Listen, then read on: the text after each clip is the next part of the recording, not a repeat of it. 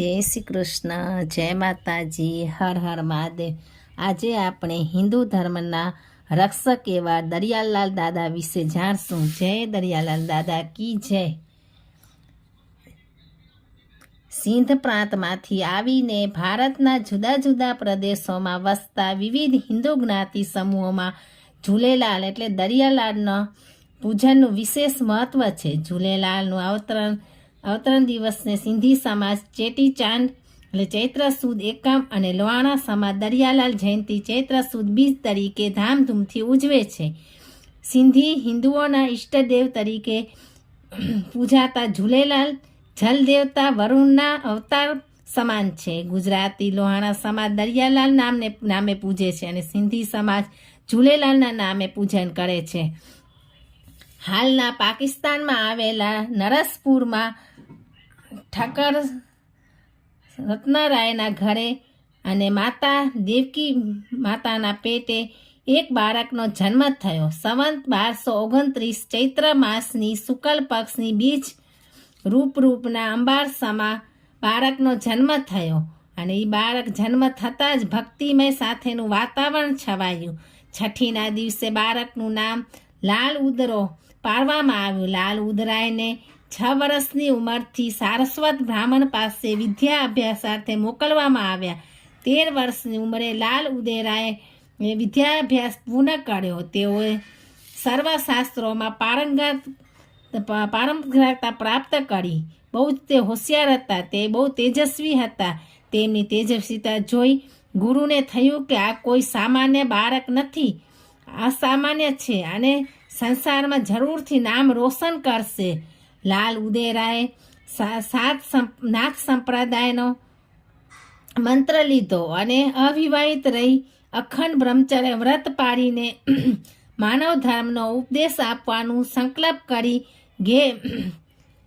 ઘેર આવી તેમના નાના ભાઈ સોમા અને ભેદાને સંસારની માયા છોડી યોગ માર્ગ આગળ વધવા ઉપદેશ આપ્યો।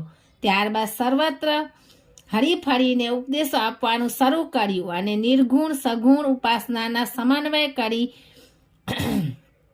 જ્યોત ઉપાસના સ્વરૂપે મુખ્યત્વે સ્વીકારી અંદરના આત્મતત્વને જ્યોત સાથે સરખાવી તેમણે જ્યોતની પ્રતીક સ્વરૂપે પધરાવી। નરસપુર ગામે તેમણે દરિયાસ્થાન નામનું મંદિર બનાવી સ્થિર થયા અને શુભ દિવસે ભક્તોની હાજરીમાં મંદિર સ્થિત સિંહાસન પર પ્રથમ અખંડ જ્યોતની સ્થાપના કરી।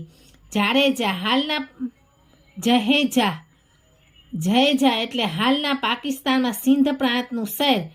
સ્થળે જતા સિંધમાં એક મુસ્લિમ કોમની માલિકોનું ખેતર હતું। જત એટલે એક મુસ્લિમ કોમની માલિકીનું એક ખેતર હતું। ઉદેરાએ જત પાસે થોડીક જગ્યાની માંગણી કરી। તેમને જોઈતી જગ્યા આપવા ઉદારતા દર્શાવી, પણ લાલ ઉદેરાયને કહ્યું કે મારે તો ફક્ત આ માટીને સમાવવા માટે 5 ફૂટ જગ્યા જ જોઈએ છે।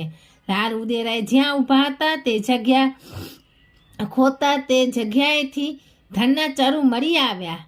આ નિહાળી જત આશ્ચર્ય પામ્યા। આ વાત જાણી જતની પત્ની મનોમન જાણી ગઈ કે આ કોઈ ઓલિયો પુરુષ છે।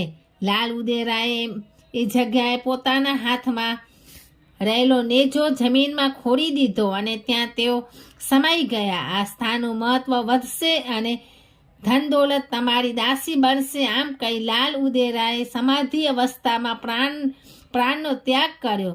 દર ચૈત્ર સુદ બીજના દિવસે આ સ્થળે ધાર્મિક મોટો મેળો ભરાય છે। દરિયાલાલના જન્મ દિવસે આ મેળામાં હિન્દુ મુસ્લિમ સમાજના શ્રદ્ધાળુઓ મોટી સંખ્યામાં આવે છે। પ્રસાદ તરીકે મીઠા ભાત વહેંચવામાં આવે છે।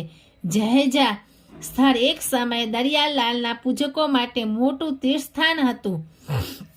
ઝૂલેલાલ સફેદ દાઢીધારી દેવતાય પુરુષ તરીકે દર્શાવવામાં આવે છે, જે સિંધુ નદીની મધ્યમાં પલા નામે ઓળખાતી સિંધુની મોટી મન માછલી પરના કમળ પુષ્પ પર પલાઠી વાળીને બેઠેલા જોવા મળે છે। એમના હાથમાં પવિત્ર ગ્રંથ કે પછી જપમાળા જોવા મળે છે। માથે મોર પીંછવાળો મુગટ શોભે છે અને શાહી વસ્ત્રો ધારણ કરેલા છે। સામાન્યત મંદિરમાં સ્વરૂપની મૂર્તિઓ હોય છે, બીજા સ્વરૂપમાં એમને સામાજિક કે નેતૃત્વના સંકેત રૂપે બંને હાથે છરી પકડીને કમર પુષ્પ કે પલા માછલી પર ઉભેલા દર્શાવવામાં આવ્યા છે.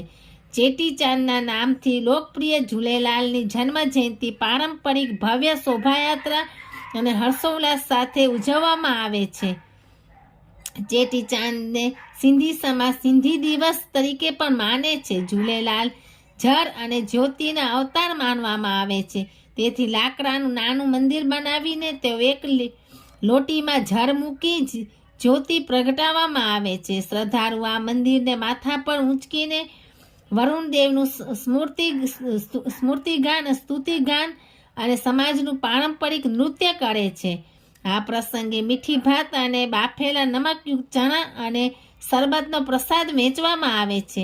તે વખતે સતત સામૂહિક રીતે ઝીલાતી સ્તુતિ ઝૂલેલાલ ઝૂલેલાલ આયો સાંઈ ઝૂલેલાલને સિંધી હિન્દુઓના ભક્તિ પ્રેરક પોકાર માનવામાં આવે છે. ભારત સરકારના ટપાલ ખાતાએ પણ સંત ઝૂલેલાલ સાહેબની સ્મૃતિમાં 17મી માર્ચ 2013ના 5 રૂપિયાની મૂલ્યની અને ઊભા આકારની ખાસ બહુરંગી ટપાલ ટિકિટ પણ બહાર પાડી છે. તો આ હતા આપણા દરિયાલાલ દાદાની જય. હર હર મહાદેવ.